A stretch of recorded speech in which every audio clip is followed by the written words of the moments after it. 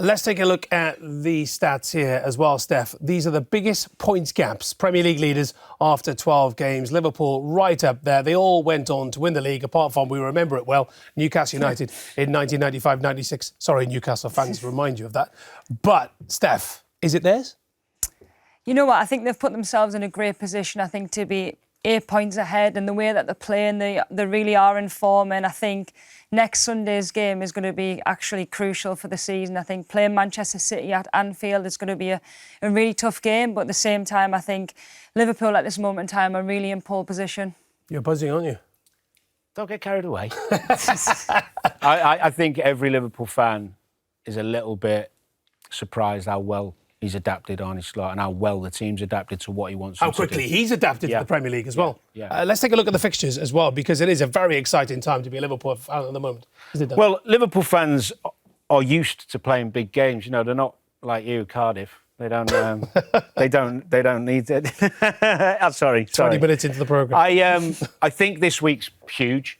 I mean, they could get away with not being brilliant against Madrid because they've got other games in the Champions League. But the City one, as Steph said, if they win that, 11 points, that is a huge, huge gap. And, really exciting time for Liverpool supporters. And as you said earlier, great strength in depth, especially in attacking areas. Yeah, absolutely.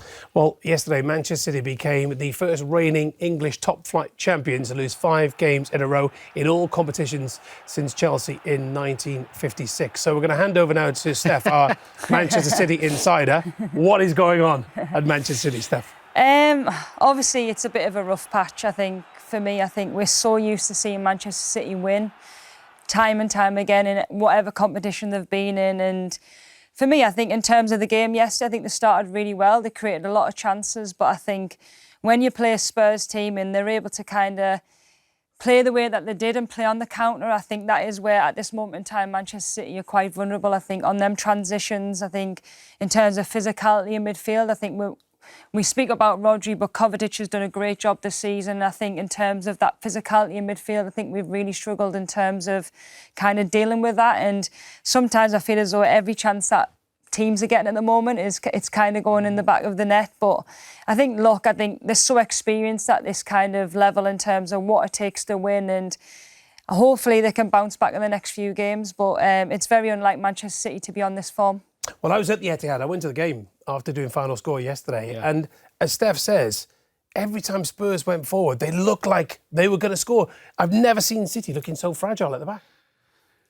There's a lethargy about them physically. I mean, that can come from two things. They've got injuries, players coming, rushing back into the team who aren't quite at their best level, which is always difficult. And I think maybe a little bit without knowing it, in a comfort zone, where you've won so much and done so well, you just don't do the basics right. You know, Gundogan letting Maddison run off the back of him, all those small details. So it's rare you see City poor without the ball.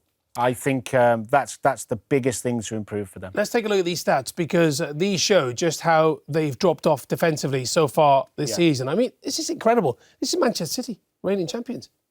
Yeah, but it can't. I mean, they've set such a high bar for themselves. Yeah, true. And Diaz has been out. Stones hasn't been 100% fit. Walker got back, rushed back quickly after hardly training. You know, Ake's been out. It's difficult. I think I thought that home game was the first time when I thought, whoa, I wasn't expecting that. The 4 in quick succession away from home, kind of a bad couple of weeks. That was a wow moment for me, and it makes me think that maybe this season City have got probably too much to do to get back to Liverpool. But we'll see at Anfield on Sunday. I might be wrong.